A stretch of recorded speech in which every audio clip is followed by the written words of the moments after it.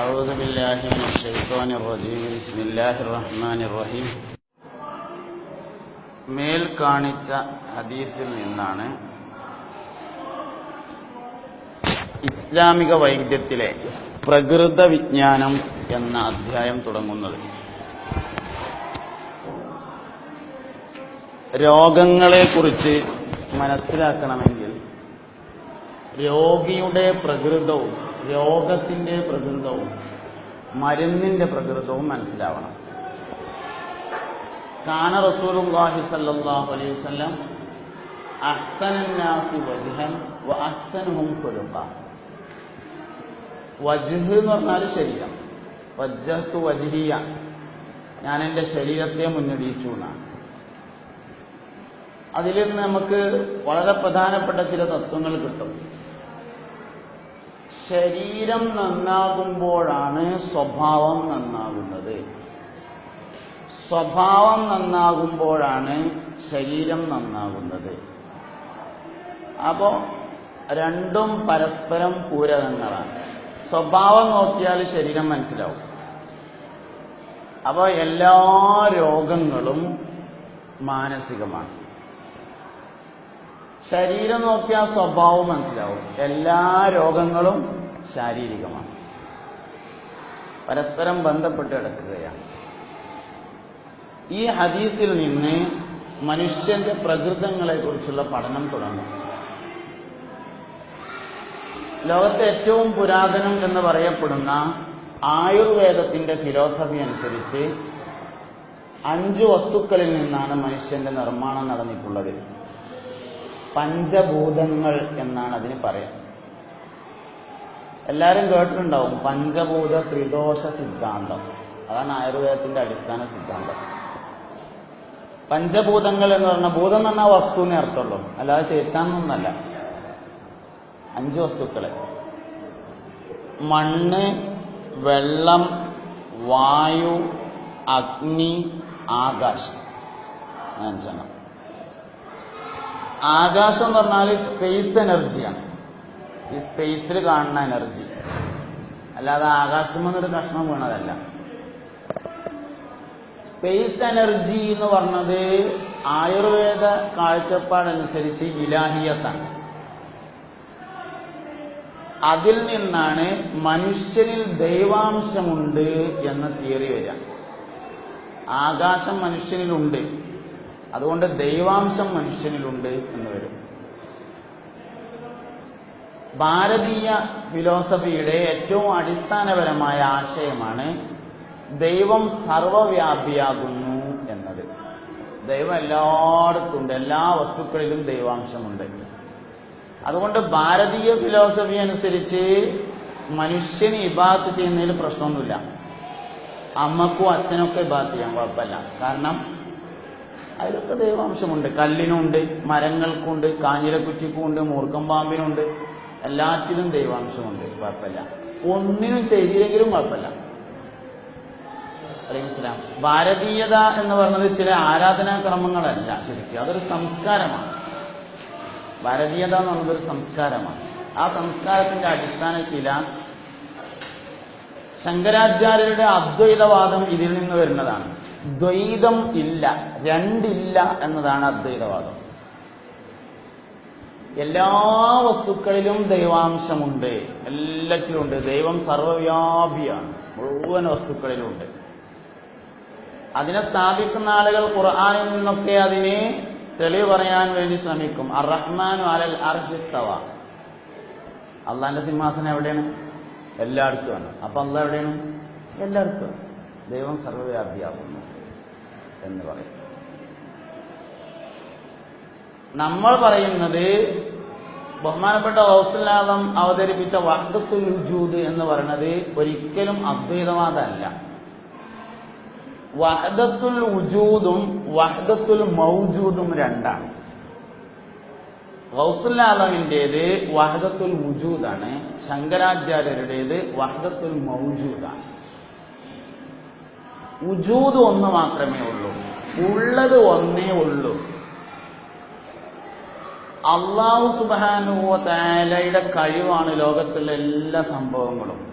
അതുകൊണ്ട് എല്ലാറ്റിലും അള്ളാഹനെ അന്വേഷിച്ചാൽ മതി, വേറൊന്നും അന്വേഷിക്കേണ്ട എന്നതാണ് വഹദത്തുൽ വജൂദ്.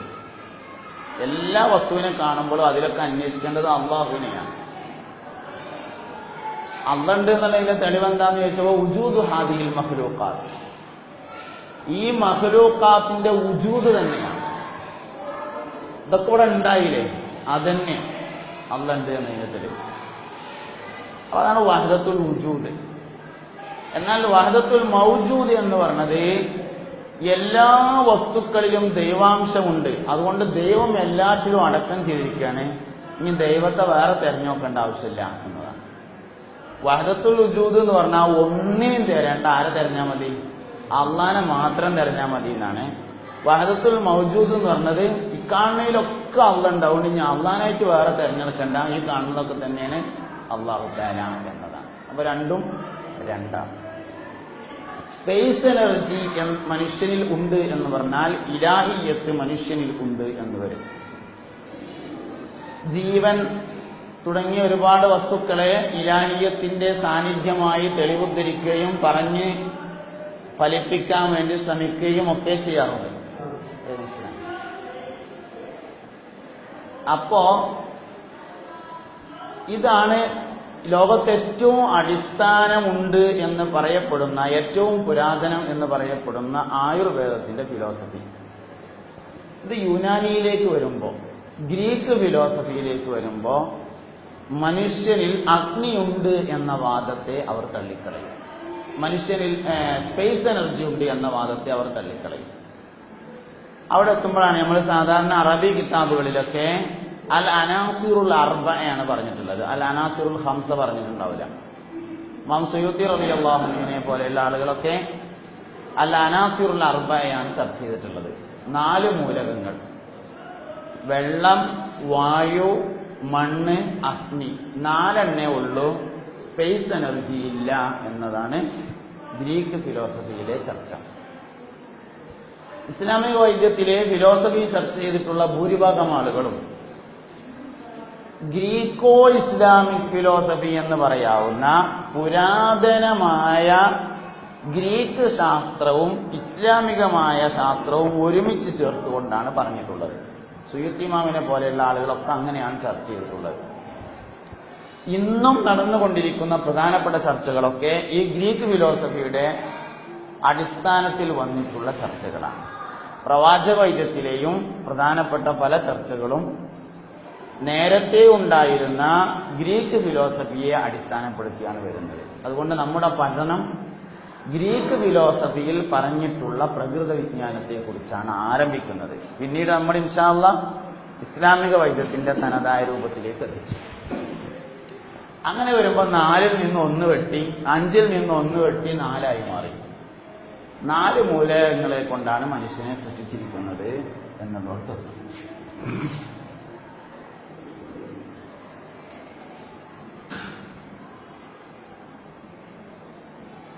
പ്രപഞ്ചത്തിൽ ഏത് വസ്തുക്കളും എന്തിൽ നിന്നാണോ സൃഷ്ടിക്കപ്പെട്ടത്, അതിന്റെ സൃഷ്ടിപ്പിൽ എന്താണോ കൂടുതലായി ഒരാളിൽ ചേർന്നിട്ടുള്ളത് അതിന്റെ സ്വഭാവം പ്രകടിപ്പിക്കും. അപ്പോ ഓരോ മനുഷ്യന്റെയും സൃഷ്ടിപ്പിനെ കുറിച്ച് വെവ്വേറെ തന്നെ പഠിക്കേണ്ടതുണ്ട്. അപ്പോഴേ പ്രകൃത വിജ്ഞാനം ശരിയായി വരുള്ളൂ. പ്രകൃതമനുസരിച്ചാണ് മുഹമ്മദ് നബി സല്ലല്ലാഹു അലൈഹി വസല്ലം ആളുകളോട് പെരുമാറിയത് എന്ന് കാണാം. ഓരോ ആളുകൾക്ക് ഓരോ പ്രകൃതമാണ്. അപ്പൊ നമുക്ക് എല്ലാവർക്കും അറിയുന്ന ഒരു കഥ തന്നെയാണ്. സിദ്ദീഖ് റളിയല്ലാഹു അൻഹു ഉമർ റളിയല്ലാഹു അൻഹു കൂടി വിത്ർ നിസ്കാരത്തിന്റെ കാര്യത്തിൽ തർക്കിച്ചത്. സിദ്ദീഖ് റളിയല്ലാഹു അൻഹു ഇശ കഴിഞ്ഞ് സുന്നത്തും കഴിഞ്ഞ് വിത്റും നിസ്കരിച്ച് കിടന്നുറങ്ങും. ഉമർ റളിയല്ലാഹു അൻഹു ഇശ കഴിഞ്ഞ് സുന്നത്ത് നിസ്കരിച്ച് കിടന്നുറങ്ങിയിട്ട് പിന്നെ എഴുന്നേറ്റ് തഹജ്ജുദ് നിസ്കരിച്ചിട്ട് പിന്നെ വിത്ർ നിസ്കരിക്കും. ഒരിക്കൽ അവർ രണ്ടുപേരും കണ്ടുമുട്ടിയപ്പോൾ ചർച്ച ചെയ്തു, നിങ്ങളെപ്പോഴാണ് നിസ്കരിക്കല്, നിങ്ങളെപ്പോഴാണ് നിസ്കരിക്കല്? രണ്ടാളും പറഞ്ഞു. ഉമർ റളിയല്ലാഹു അൻഹു ചോദിച്ചു, അതെങ്ങനെ പറ്റുക? ഇശ കഴിഞ്ഞ് സുന്നത്തും കഴിഞ്ഞ് വിത്ർ നിസ്കരിച്ച് ഉറങ്ങിയിട്ട് അപ്പൊ രാത്രിയിലെ അവസാന നിസ്കാരം വിത്റാവണമെന്ന് നബിതങ്ങൾ പറഞ്ഞില്ലേ, അപ്പൊ നിങ്ങളെ രാത്രിയിലെ അവസാന നിസ്കാരം തഹജ്ജുദ് ആവൂലേ, അതെങ്ങനെ പറ്റുമെന്നാ? സിദ്ദീഖ് റളിയല്ലാഹു അൻഹു പറഞ്ഞു, നമ്മളെ വിത്രിസ്കരിക്കാതെ ഉറങ്ങിയിട്ട് അഥവാ തഹജ്ജുദിന് ഉണർന്നില്ലെങ്കിൽ എന്താ കാട്ടുക? അപ്പൊ തഹജ്ജുദും പോയി വിത്റും പോയി, രണ്ടും പോവില്ലേ? ഉമർ റളിയല്ലാഹു അൻഹു ചോദിച്ചു, അതിപ്പോ എങ്ങനെ ഉണരാതിരിക്കുക എന്നുള്ളതാണ്. അന്ന് നമ്മൾ നബിനോട് ചോദിക്കാം. അങ്ങനെ ഒരു നബിന്റെ അടുത്ത് വന്നു, വിവരം ചോദിച്ചു, രണ്ടാളും വിഷയങ്ങൾ അവതരിപ്പിച്ചു. നബി സല്ലല്ലാഹു അലൈഹി വസല്ലം പറഞ്ഞു, സിദ്ദീഖ് പറഞ്ഞത് ശരിയാണ്, ഉമർ പറഞ്ഞത് ശരിയാണ്. അങ്ങനെ രണ്ട് ശരിയുണ്ടായി. അത് രണ്ടാളുടെയും പ്രകൃതി അനുസരിച്ചാണ്. ഉമർ റളിയല്ലാഹു അൻഹുവിന്റെ പ്രകൃതം എന്ന് പറഞ്ഞാല് തഹജ്ജുദ് നിസ്കാരത്തിന് ഉണരണം എന്നാണ് കരുതിയാ ഉണർന്നിരിക്കും. അത് മൂപ്പരുടെ പ്രകൃതാണ്. കാലിങ്ങനെ വറക്കും ആ സമയമാകുമ്പോ, അപ്പോൾ നീക്കും.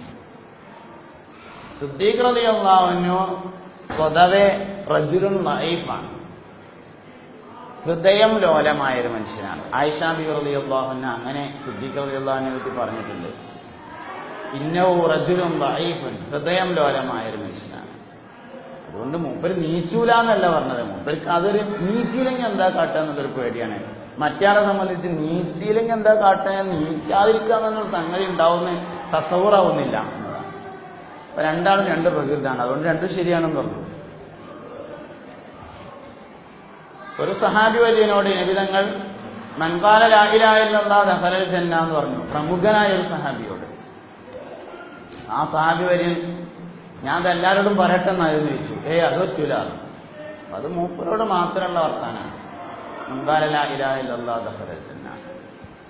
ഇങ്ങനെ ഓരോ ആളുകളോടും ഒരേ വിഷയം തന്നെ നബിതങ്ങൾ പറയുമ്പോൾ വ്യത്യസ്ത രൂപങ്ങളിൽ വ്യത്യസ്ത ഭാവങ്ങളിൽ പറഞ്ഞതായി കാണാൻ പറ്റും. അപ്പോൾ ഓരോ മനുഷ്യന്റെയും പ്രകൃതങ്ങൾ മനസ്സിലാക്കിയാണ് നബിതങ്ങൾ ഇടപഴകിയിരുന്നത് എന്ന് കാണാം.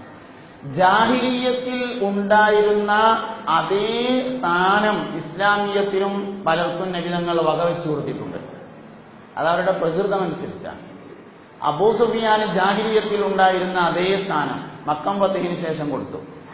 എന്തിനാ പങ്കെടുക്കമാണ്? സിദ്ദീഖ് റളിയല്ലാഹു അൻഹു ജാഹിലിയ്യത്തിലും നേതാവാണ്, ഇസ്ലാമിയത്തിലും നേതാവാണ്. ഉമർ റളിയല്ലാഹു അൻഹു ജാഹിലിയ്യത്തിലും യോദ്ധാവാണ്, ഇസ്ലാമിയത്തിലും യോദ്ധാവാണ്. ഖാലിദ് ഇബ്നു വലീദ് റളിയല്ലാഹു അൻഹു ജാഹിലിയ്യത്തിലും യുദ്ധത്തലവനാണ്, ഇസ്ലാമിയത്തിലും യുദ്ധത്തലവനാണ്. ഹംസ റളിയല്ലാഹു അൻഹു തുടങ്ങിയുള്ള ആളുകളൊക്കെ പരിശോധിച്ചാൽ, അലി റളിയല്ലാഹു അൻഹു, ഉസ്മാൻ റളിയല്ലാഹു അൻഹു തുടങ്ങിയ ആളുകളൊക്കെ പരിശോധിച്ചാൽ അവർക്ക് നേരത്തെ ഉണ്ടായിരുന്ന പ്രകൃതത്തിൽ തന്നെയാണ് ഇസ്ലാമിലും അവരെ നിലനിർത്തിയത് എന്ന് കാണാൻ വേണ്ടി പറ്റും. അപ്പൊ ഇതെല്ലാം പ്രകൃതം അറിഞ്ഞുകൊണ്ടുള്ള ഒരു സമീപനമാണ് നബി സല്ലല്ലാഹു അലൈഹി വസല്ലമ തങ്ങളിൽ നിന്നുണ്ടായിട്ടുള്ളത് എന്ന് മനസ്സിലാക്കും. ഇസ്ലാമിക വൈദ്യവും മറ്റു വൈദ്യവും തമ്മിൽ ഇവിടെയുള്ള ഒരു വേർതിരിവ്, പ്രകൃതം മാറ്റാൻ കഴിയുമെന്നാണ് ഇസ്ലാമിക വൈദ്യം സിദ്ധാന്തിക്കുന്നത്. അടിസ്ഥാന പ്രകൃതം മാറ്റാൻ കഴിയും എന്നാണ്. അടിസ്ഥാന പ്രകൃതം, ശരിക്കും അടിസ്ഥാന പ്രകൃതം എന്ന് പറയുന്നത് ശുദ്ധപ്രകൃതമാണ്. നഫ്സുൽ ഫിത്ര എന്ന് പറയുന്നത് ശുദ്ധപ്രകൃതമാണ്. അപ്പൊ പിന്നെ നമ്മൾ എത്ര കണ്ടാലും ആ കാണുന്നതൊന്നും അടിസ്ഥാനത്തിന്റെ അടിസ്ഥാനമല്ല, അടിസ്ഥാനത്തിന്റെയും അടിസ്ഥാനം ശുദ്ധം തന്നെയാണ്. അപ്പൊ ആ ശുദ്ധതയിലേക്ക് തിരിച്ചു കൊണ്ടുപോകാൻ കഴിയാന്നുള്ളതാണ് പ്രകൃതം മാറ്റാൻ കഴിയും എന്ന് പറയുന്നതിന്റെ താല്പര്യം. മനുഷ്യന്റെ അടിസ്ഥാന എലമെന്റ്, മനുഷ്യന്റെ അടിസ്ഥാന റുക്കിന് എന്താണെന്ന് ചർച്ച നടക്കണം. ആ റുക്കിനിലേക്ക്, ആ എലമെന്റിലേക്ക് മനുഷ്യന്റെ പ്രകൃതത്തെ തിരിച്ചു കൊണ്ടുപോകുന്നതിനെയാണ് പ്രകൃതം മാറ്റാൻ കഴിയും എന്ന് പറഞ്ഞുകൊണ്ട് ഉദ്ദേശിച്ചിട്ടുള്ളത് എന്ന് കാണാം. പ്രകൃതങ്ങളെക്കുറിച്ചുള്ള വിശദമായ പഠനത്തിലേക്ക് നമ്മൾ വരുമ്പോൾ 9 തരം പ്രകൃതങ്ങൾ മനുഷ്യനുണ്ട് എന്ന് കാണാൻ പറ്റും. 9 പ്രകൃതങ്ങളാണ് മനുഷ്യനുള്ളത്. അപ്പൊ അതിലേക്ക് നമുക്ക് പോകാം.